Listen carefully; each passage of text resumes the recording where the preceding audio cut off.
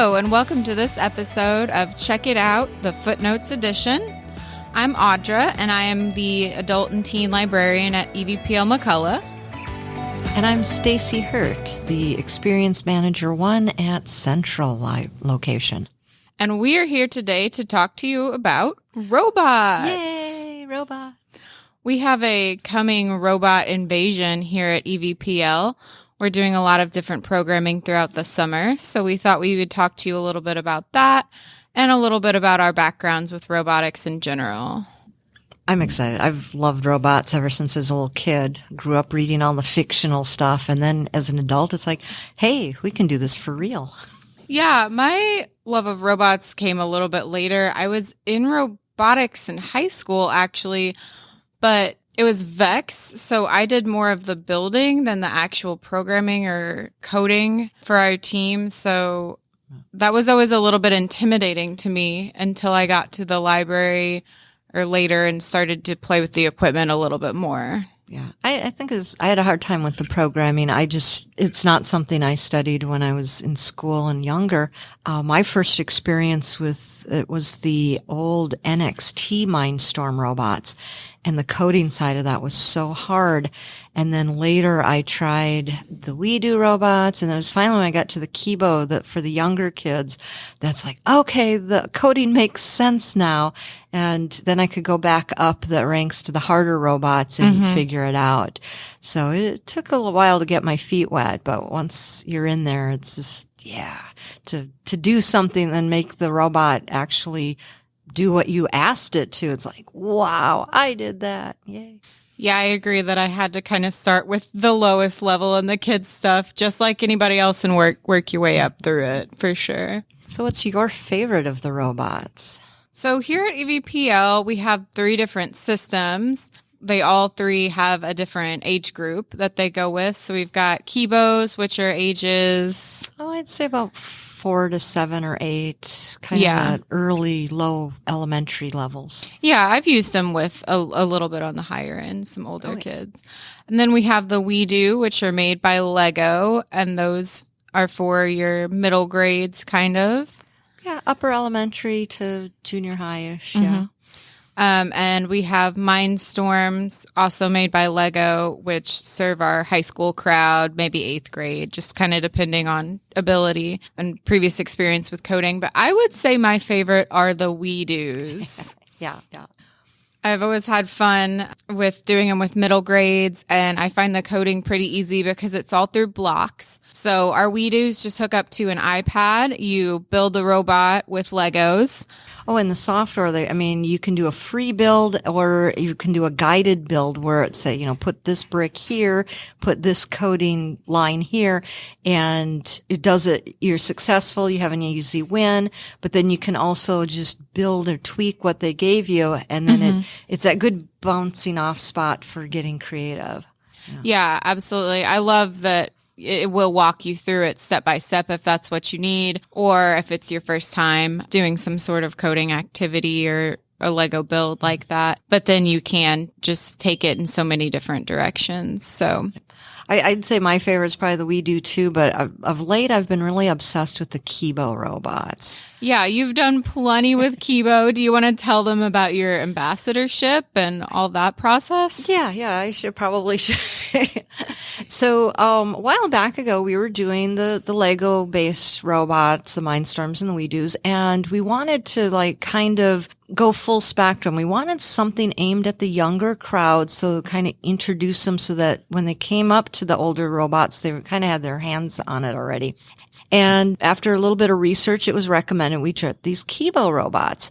And they're developed from Kinder Lab through Tufts University. After we got a batch of them, I got a training, and I ended up actually going back to school to work with the people that invented this robot and learn about early childhood technology in general. So I'm just passionate. I love these. And then so for the company, Kinder Lab, I actually applied, and last year was the 𝐑𝐞𝐽 ambassador. And I got to do a lot of training of the 𝐑𝐞𝐽 robots, and I also gave a presentation to a youth library convention up in Muncie last year. So I'm all about the 𝐑𝐞𝐽s. 𝐑𝐞𝐽s are screen free. So it's not all that screen time, which is different from most robots. And the coding is from wooden blocks with barcodes on it. So you want your robot to turn left, you want it to spin in a circle, you want it to make noise, you want to flash, or whatever you want your robot to do. You put the series of blocks together and then you scan the barcodes. And so it's just a very simplistic form of coding, and yet it is still an actual honest-to-God coding language. And so I've seen 4-year-olds teach a robot how to dance. Yeah, I love that they are a screen-free option. I know that's important to a lot of parents, especially, and that you can still build those coding skills. People don't realize we do a lot of unplugged activities here as well. I know we'll be doing some in the camps that I'm going to lead this summer to start out and kind of explain just the basic concepts. It's a good way to get started. Yeah. Oh yeah. A lot of the background thought is for kids when they're learning, they really need that tangible hands-on. I mean, you can learn a lot from computers and just straight coding. There's a lot of stuff you can do that, but to build the robot, to see it move in 3-dimension, just that tactile hands-on makes the learning experience more vibrant. Another thing about the 𝐑𝐞𝐽 robots is they're very basic, plain. They don't do a lot of bells and whistles. I mean, but you have the child decorate the robot first. Yeah, that's always fun. That art piece. So then, I've done a class where, okay, we're going to decorate it to be an animal. And so we taught our robot, as an animal or a pet, okay, we do obedience lessons, or we take it to the vet, or I'll do it as a person and we'll do a dance party, or we'll decorate our robot to be a car. And then I've had the kids make a little town and we'll do a snowplow around the town, or just, can you get your robot from home to school? And, there's so many different directions you can take those. Yeah, which is good for that younger age group, that you can incorporate some real life things into it as well, and give them some examples that are more than just what you would typically think of when you think of a robot or some sort of automation. Well, one thing both with the WeDos and the 𝐑𝐞𝐽s were you teach a lesson, and the robotics is how a means to an end. So you're not sitting down saying, I'm going to teach you how to code a robot. It's how can we get our robot to dance, or how can we get this, robot to go through this maze? And then the coding is just how you get there. So the focus and the emphasis is on the having fun and the accomplishment, and not necessarily on the, did you learn how to code properly? And you get that because there's more than one way to make a robot do something. And the most efficient way is not always the best way. Yeah, and it's always interesting to see them try out different things or learn about loops and repeating a function rather than just putting the same thing over and over, and start making those connections. And when a child discovers the looping on their own, they'll remember it better and it's more meaningful. One thing I noticed we will do often with the 𝐑𝐞𝐽 robots is teach the robot how to dance the hokey pokey. So first we'll just do a dance, which is any of the movement codes. But the hokey pokey has very specific directions. You put the robot in, the robot out, the robot in, you shake it all about. And I have seen so many different ways to code the hokey pokey. Some will do it slow to match so they could sing along with it. Other people just, there's a record button and they'll record the song. There's, the shake it all about. We've got to shake, it's just fun to see how ingenious these kids are to come up with the same dance, but done so many different ways. No one right answer. And that makes it more a good win and a successful to the child instead of trying to find that one right answer. Yeah, absolutely. So we've hit 𝐑𝐞𝐽s and WeDos. We also have Mindstorms. They're used a little less frequently because they can be daunting for some staff, me included sometimes. We are going to do some limited Mindstorm stuff this summer. I think Central's going to have what we call a petting zoo, where we have all 3 robots, and you can try building, you can try a little coding, but it will just be a kind of more of a sampling, where I believe at McCullough, you're actually going to do a couple days. Yeah, we are doing 3 days in, I believe, the beginning of August as a camp. So right before back to school. But the Mindstorms work similar to the We Do's there through Lego. So you build through a guided build, or you can build something on your own, and then they are coded, but it's a little bit more complicated within the coding. They have multiple motors, so they can turn different directions, different sensors and stuff. So it starts to get a little bit more complicated when you add those elements. Well, let's take it up from a 𝐑𝐞𝐽. If you wanted your robot to turn right, you grab the block that has the arrow turning to the right, you scan it, and the robot turns right.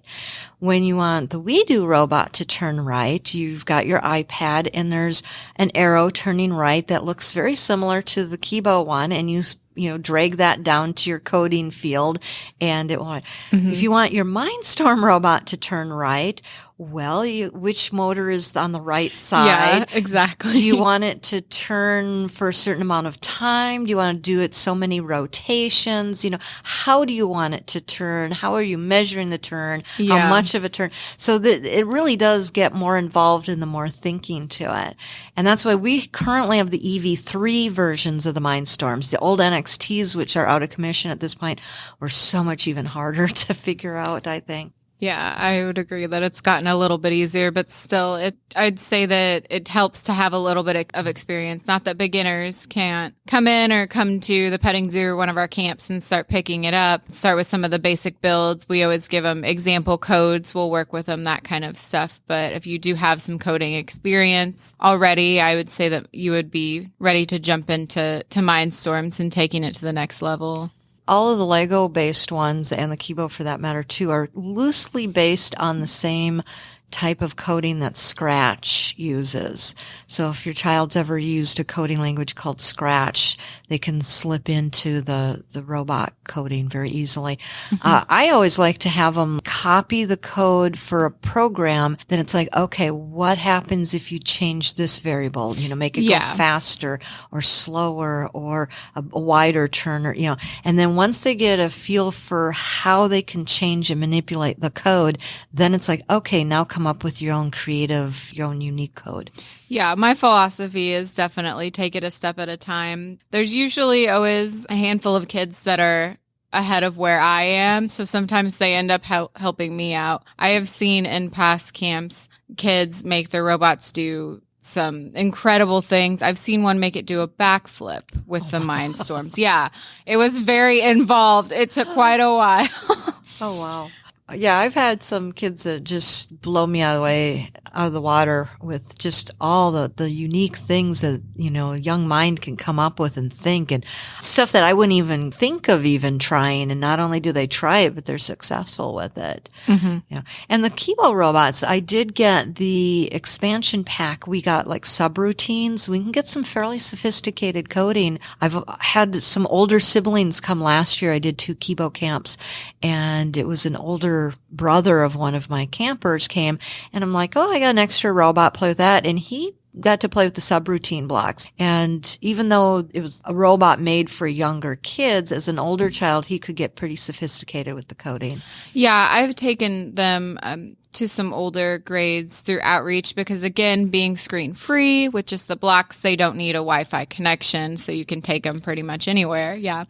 Just so it's convenient. So you had mentioned Scratch. We do a little bit of Scratch Junior through the library. You want to talk about that? Oh, yeah. Okay, so Scratch is a computer coding language made specifically for kids to learn coding. It was developed out at MIT. If you ever do Hour of Code from code.org, they will do a lot of stuff on Scratch. And the people at MIT worked with the people at Tufts University to come up with Scratch Junior. So the Scratch Junior was actually invented by the same person that invented the 𝐑𝐞𝐽 robots, where the guy that worked with the Scratch also helped Lego invent that. So academically, they're all related. And that helps the kids understand the coding. If you were to jump to a different coding language, you'd still have transferable skills, but when you're within the same language family, it really reinforces those skills better. So every year usually around December, I'll do like an Hour of Code program where we'll play with Scratch. And then I like the Scratch Junior because you don't really need to know how to read as much. It's absolutely, it's all pictures. You want something to go turn right. It's the arrow dropping down. And again, it will animate little, have kids tell stories through animation. And it's the concept's called coding as a language. How can you use computer coding to express yourself either artistically or scientifically or anyway, somehow to communicate a thought or idea using coding? Yeah, I love it. Seeing it used as a storytelling tool. It can go with some of our other programs as well, just kind of sneaking the code in there. But Scratch Junior is a free app, right? Yes, it's for iPads and tablets of any kind. It's funny because Scratch Junior doesn't like computers and regular Scratch doesn't like the iPad. So, but Scratch Junior, because it's drop and drag, a lot of the icons. It's a free app. There's no in-app purchases. It's owned by the university and always will be free and open to the public. So it's a really good beginner, safe one to start kids out with. Some good successful wins. Now, when I took that class, I told you on early childhood technology, we actually worked with Scratch Junior and we made a video game. And I had always used this program just for animation and storytelling and just how you delivered code or pause or the triggering events. This will happen if that happened.